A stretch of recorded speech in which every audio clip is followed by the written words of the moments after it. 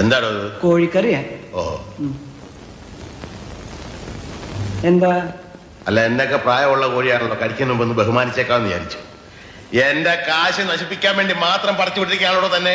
ഇനി വല്ലതും ഉണ്ടോടോ നക്കാൻ? തന്നെ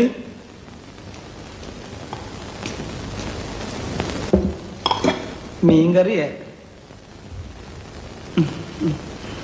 ഒരു വടി കിട്ടുമോ? പിന്നെ വടി ഇവിടെ ഉണ്ട്.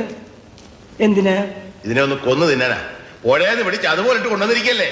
ഉപ്പുമില്ല, മുളകുമില്ല, ഒന്നുമില്ല. ഉപ്പ് ഞാൻ ഒരു പാത്രത്തിലൂടെ കൊണ്ടുവയ്ക്കാം. പാത്രത്തിലോ?